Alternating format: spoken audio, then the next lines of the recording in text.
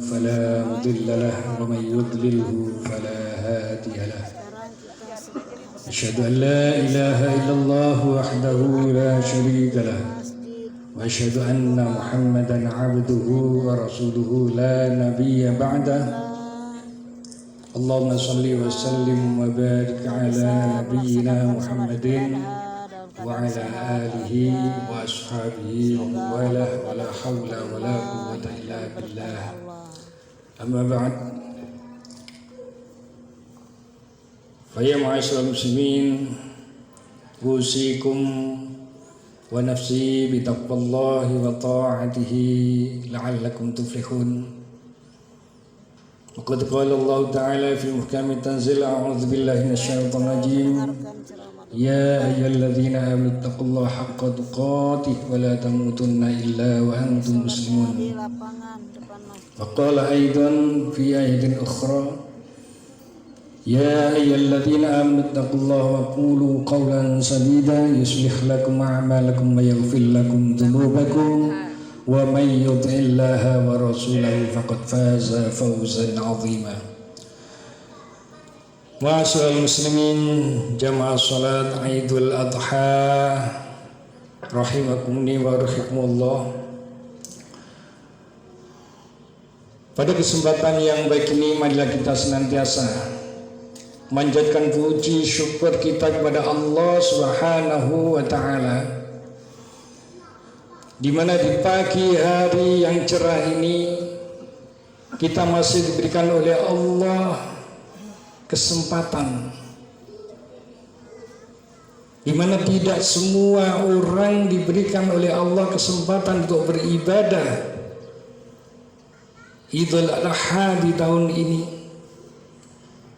Karena barangkali di antara keluarga kita atau di antara tetangga kita, teman kita, barangkali mereka lebih muda daripada kita. Namun mereka sudah dipanggil oleh Allah Subhanahu wa taala sehingga pada tahun ini mereka tidak bisa berkumpul di masjid ataupun di lapangan untuk melaksanakan ibadah salat Idul Adha ini. Dan ini adalah merupakan karunia rezeki dari Allah Subhanahu wa taala yang diberikan kepada kita kesempatan untuk bisa menunaikan ibadah salat Idul Adha pada tahun ini. Oleh karenanya mari kita pergunakan kesempatan yang baik ini untuk memperbanyak amal kepada Allah Subhanahu wa taala, untuk meningkatkan iman dan takwa kita kepada Allah Subhanahu wa taala dengan menjalankan segala apa yang diperintahkan oleh Allah, menjauhi segala apa yang dilarang oleh Allah Subhanahu wa taala. Karena Allah tidak pernah memandang manusia ini dari rasnya, tidak pernah memandang dari warna kulitnya. Allah tidak memandang dari harta kekayaannya, pangkat jabatannya, tidak.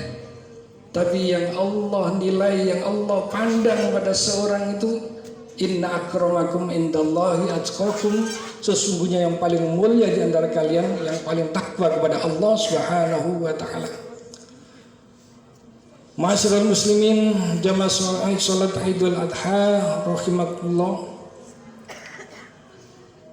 Al-Quran yang merupakan pedoman hidup dan petunjuk bagi kita itu memuat 4 prinsip. Yang pertama prinsip-prinsip akidah, yang kedua prinsip-prinsip syariah, dan yang ketiga prinsip-prinsip akhlakul karimah, dan yang keempat yaitu kisah-kisah orang terdahulu, kisah-kisah orang-orang yang soleh. Terus kita bertanya, kenapa di dalam Al-Quran kok memuat kisah-kisah untuk apa? Bapak Ibu jamaah yang dimuliakan oleh Allah, bagaimana kita bisa berakidah yang benar kalau kita tidak punya contoh? Bagaimana kita bisa melaksanakan syariah ini dengan tepat kalau kita tidak punya figur? Begitu pula bagaimana kita bisa berakhlakul karimah kalau kita tidak punya uswatun hasanah, suri tauladan yang baik. Oleh karenanya di situ Allah memberikan contoh-contoh kepada kita kehidupan umat-umat terdahulu, orang-orang soleh, orang-orang yang bukan pilihan Allah Subhanahu wa Ta'ala. Dengan begitu kita akan bisa mengamalkan dan melaksanakan agama ini dengan sempurna dikala memang ada contoh, ada figur, ada suri tauladan.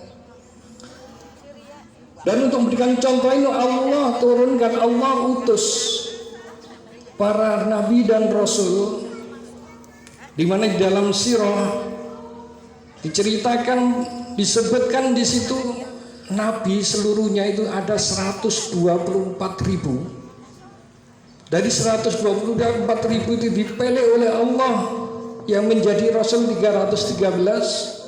Dari 313 ini dipilih lagi oleh Allah Subhanahu wa Ta'ala tinggal 25 yang disebutkan di dalam Al-Quran. Dan itu kita wajib untuk mengenalnya, tahu namanya, tahu sejarahnya dari Nabi yang 25 itu. Dari 25 Rasul ternyata Allah pilih lagi ada 5 Rasul yang istimewa dan disebut dengan ulul azmi. Kalau urutan masa, yaitu yang pertama Nabi Nuh, yang kedua Nabi Ibrahim, ketiga Nabi Musa, 4 Nabi Isa, dan yang terakhir sebagai penutup para nabi yaitu baginda Rasulullah Muhammad sallallahu alaihi wasallam. Dari 5 nabi yang masuk kategori ulul azmi, Allah pilih kembali manusia yang terbaik di dunia ini, yaitu tinggal 2, yaitu baginda Rasulullah Muhammad sallallahu alaihi wasallam dan Nabiullah Ibrahim. Maka Allah sebutkan di dalam surat Al-Mumtahanah,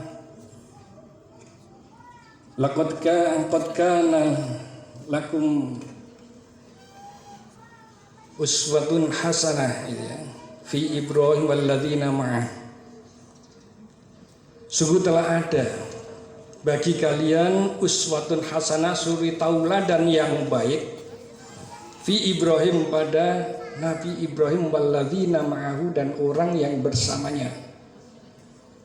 Begitu pula Allah sebutkan di dalam ayat yang lain, yaitu surah Al-Ahzab,